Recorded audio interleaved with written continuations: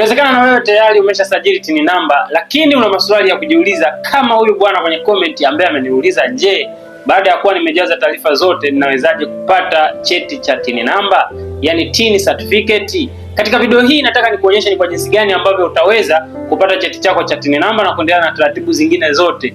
Kwanza inatakiwa ujue kuna mabadiliko kidogo tu ambayo yamefanyika, ambayo yamefanya sasa huduma hizi za cheti cha TIN namba kiwe bora zaidi. Mwanzoni tulikuwa tuna download certificate lakini inakuwa na watermark, inakuonyesha kabisa kwamba hii ni online copy. Lakini kwa mara hii kuna mabadiliko ambayo kiukweli yamekuwa ni tofauti na yanafanya hii huduma iendelee kuwa bora zaidi. Kabla sijaenda kukuonyesha, tafadhali sana subscribe, like, comment na kushare. Lakini pia kama utakuwa na swali lolote linalohusiana na TIN namba, acha swali lako sehemu ya comment na mimi nitapita kukujibu. Karibu sasa tuangalie ni kwa jinsi gani utapata certificate ya TIN namba na bila shaka utaenjoy.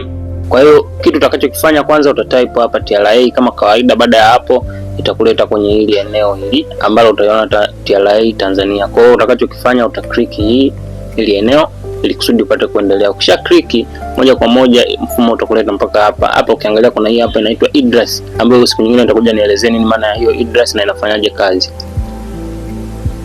Sasa kwa kuwa sisi tunataka kudownload certificate, tutakuja mpaka hapa kwenye hiki kitufe au hii menu ya taxpayer portal. Hapo ndo ambapo tutafanyia kazi ili tupate cheti chetu. Kwa hiyo utaingia hapa, na hii ni kwa wale ambao tayari wameshafungua account. Kwa kama wewe hujafungua account, hauna account au hauna TIN namba, utakuja sehemu ya register kama ambavyo nimeshaeleza pale kwenye video ya mwanzo. Lakini kwa wale ambao tayari wana TIN namba na wanachokitafuta ni namba, wanatafuta cheti moja kwa moja, hawa watakachokifanya ni kulogin moja kwa moja kwenye mfumo. Kwa hiyo hapa atakachokifanya ni kulogin. Ukishafanikiwa kulogin, hapa utaangalia kuna baadhi ya vitu vingi. Hapa kuna taarifa za mtu, kwa mfano mimi naitwa Brad Bernard, ndio hiyo hapo. Sasa kwa kuwa sisi tunakuwa tunataka kwa ajili ya kupata sisi tunachokitafuta hapa ni kupata TIN certificate, sehemu ambayo tutakuja kufanyia kazi ni sehemu moja muhimu sana ambayo ni haka kasehemu haka kalikoandikwa kana afu pameandikwa port. Kwa hiyo sisi hapa ndio tutakapofanyia kazi kwa ajili ya kuhakikisha mambo yanakaa vizuri kabisa. Mambo yanakaa vizuri. Kwa hiyo moja kwa moja utaingia hapa, kisha ingia hili eneo, utakuja sehemu iliyoandikwa register, kisha register. Kitu ambacho utakitafuta wewe ni sehemu iliyoandikwa taxpayer management.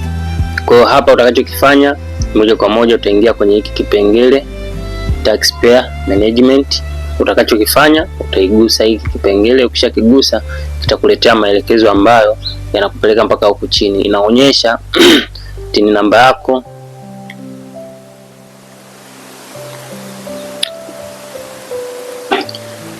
kwa ukishamaliza ukifika hapo, kitu kitakachofuata ni kwamba hii inakuja kuonyesha TIN namba yako ni TIN namba ya aina gani, kama ni TIN namba ya biashara au sio ya biashara kama ambavyo unaona hapa. Kwa itakupeleka mpaka huko. Ukishafika hapa, sehemu ya kudownload cheti ni ile hapa eneo hili. Kwa hili eneo ndo eneo ambalo wewe utakuja udownload cheti chako. Kwa ukiangalia kuna utofauti kidogo na ule mfumo wa mwanzoni, lakini hamna kitu kilichopungua kwenye swala zima la huduma. Kwa hiyo utakachokifanya utaingia hapa. Baada ya kuingia utaangalia cheti chako ndo kama hivyo kitakuja. Baada ya kuwa kimekuja, kuna option ya ukifanya ukisave tofauti na ile mwanzoni. Kwa cheti ndo hiki. Kwa kama unataka kukisave moja kwa moja ukidownload, utakuja utagusa kwenye hili eneo hili. Kwenye hili eneo nafikiri kila mtu ataona. Ukija hapo kwenye hilo eneo, utakachokifanya utagusa. Ukigusa hii itakwambia unataka uisave kama nini. Kama unataka uisave kama PDF utagusa hapa. Kuna wengine wanataka uisave kama Microsoft Point, lakini kuna wengine wanataka uisave kama image. Kwa hiyo ukigusa hapa utaisave kama image. Anakuuliza kama unataka kusave page zote au vipi. Kwa hiyo baada ya hapo una save. Ukisha save tayari inakuwa imesha kamilika. Sasa hapa unaweza ukaifungua na ukaendelea kuangalia kila kitu kwa sababu tayari umesha download na ipo kwenye nini?